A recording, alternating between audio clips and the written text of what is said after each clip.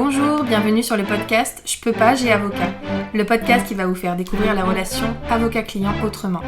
Nous sommes Anaïs Goulpeau et Sarah Kébir, avocates associées dans le cabinet Wave Avocat. Et notre but avec ce podcast est de rendre l'avocat accessible. Ici, vous trouverez des discussions, des partages d'expériences, voire des confidences, mais aussi des réponses concrètes à vos questions juridiques dans nos domaines. Grâce à un langage adapté, des réponses claires et de la bonne humeur, nous espérons pouvoir répondre à vos questions et inquiétudes et peut-être vous donner une nouvelle vision de l'avocat.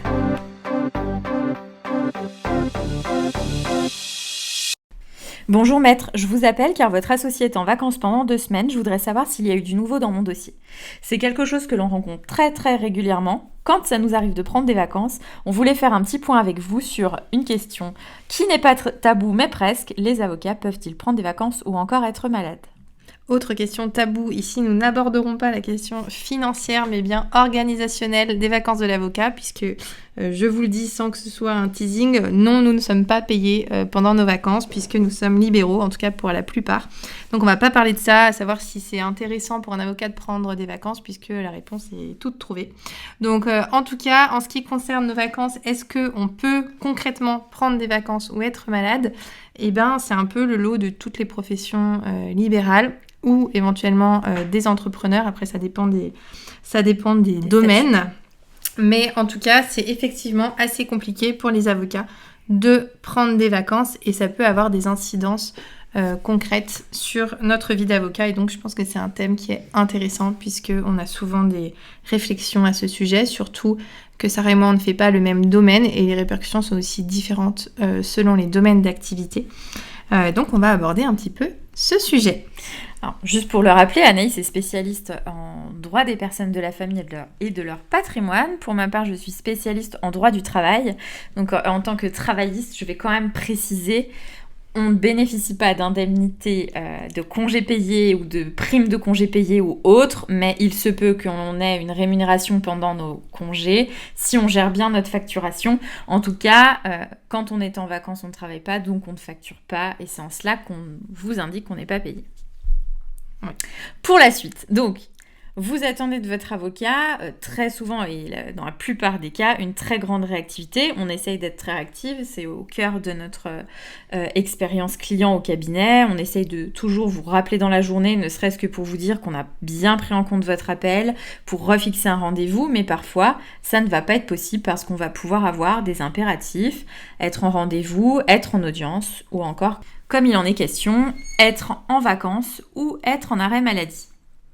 Donc il faut savoir que c'est sûr, dans nos matières, il y a un aspect one-to-one, entre guillemets, c'est-à-dire que vous avez un interlocuteur, un avocat qui s'occupe de votre dossier, qui connaît votre dossier, qui sait où il en est de votre dossier, ce qui fait que ça rend très compliqué la possibilité d'être remplacé par un avocat ou la possibilité de confier le dossier à quelqu'un d'autre pendant des vacances plus ou moins longues.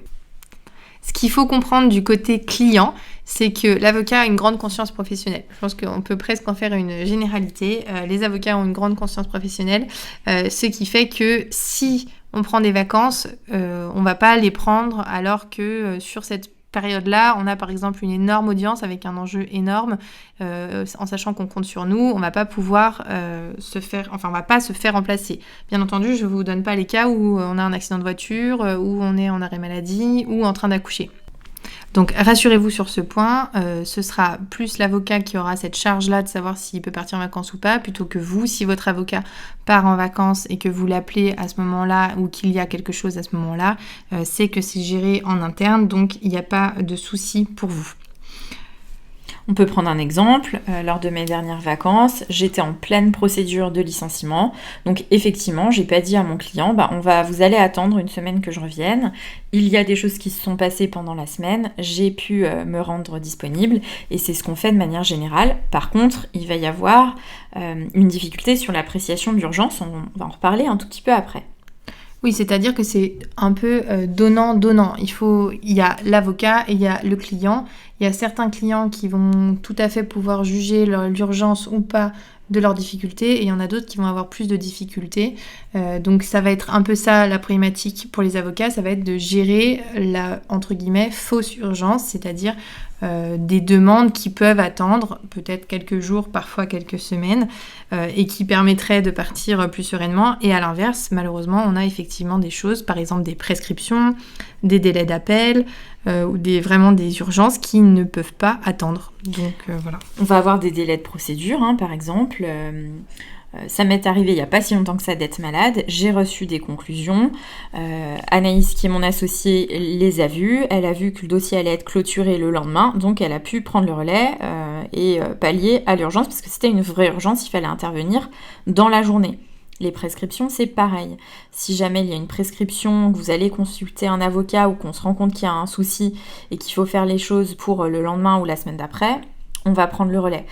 En revanche, s'il s'agit de rappeler l'avocat pour dire alors, j'ai envoyé un mail, mais comme elle est en vacances, je voudrais être sûre que ça a bien été reçu et qu'il n'y a pas d'urgence, ça n'est pas une vraie urgence. J'ai reçu le jugement, on est vendredi, l'avocat revient lundi, je veux absolument en parler ce jour-là. Ce vendredi, il faut aussi prendre en compte le fait que votre avocat est une personne humaine et qu'il peut être absent, être malade ou autre, donc ça peut attendre lundi. Si il y a une vraie urgence, on sera en mesure de gérer. Et l'avocat, si vraiment il ne peut pas, vous inquiétez pas, il vous orientera vers une personne compétente. Il n'aura aucun souci à vous dire, là, il faut absolument consulter un avocat, voilà telle personne qui est disponible, et il n'y aura aucune difficulté par rapport à ça. Il faut bien comprendre aussi que, comme le disait Sarah, en tant qu'être humain, on a besoin de couper également pour avoir de l'énergie, pour garder notre empathie, pour tout simplement pouvoir faire une pause.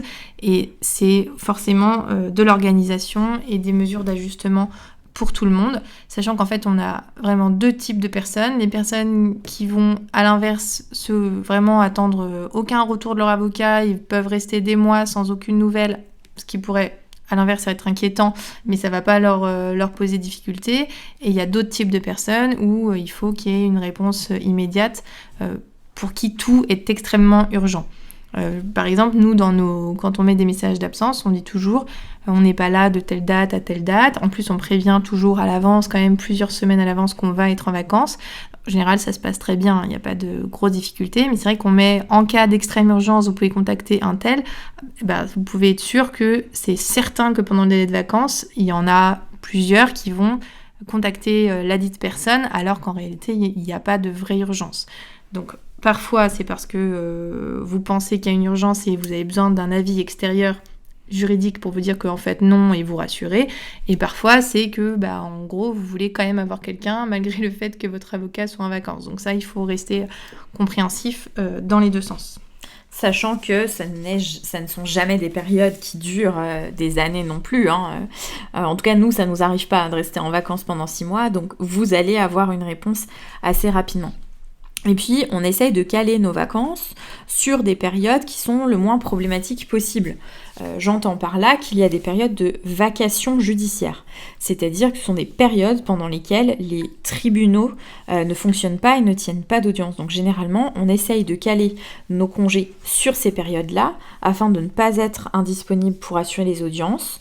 Donc on a des contraintes qui sont familiales, qui sont liées à l'activité, etc. On fait vraiment au mieux. Et comme disait Anaïs, on anticipe, on prévient en avance et on ne part pas en vacances en se disant on verra ce qui se passera quand on reviendra. S'agissant des problématiques de maladies qui peuvent être des longues maladies ou des congés maternité, alors de deux choses l'une, soit c'est quelque chose qui est prévisible, notamment les congés maternité, et dans ce cas-là, ça se voit, ça s'anticipe, et nous on préfère, si ça vous pose une difficulté, il vaut mieux nous en parler. On pourra vous indiquer ce qu'il est susceptible de se passer sur le calendrier. Le calendrier judiciaire, le temps judiciaire n'est pas le temps humain.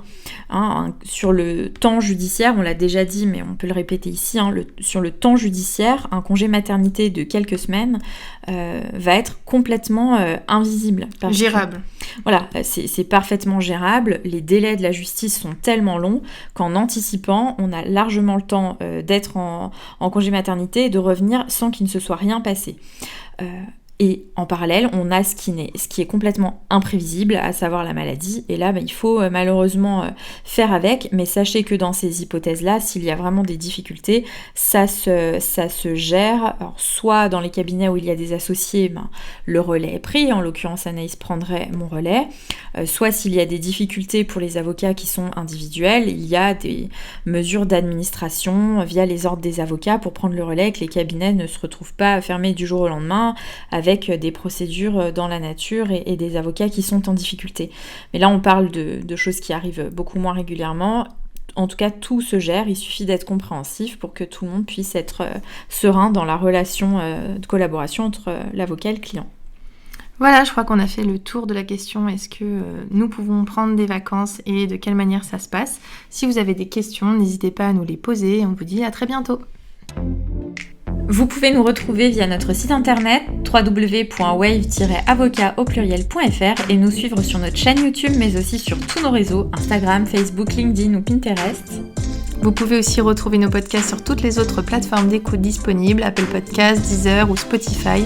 N'hésitez pas à nous poser vos questions, à laisser un avis et nous sommes à votre écoute. À bientôt.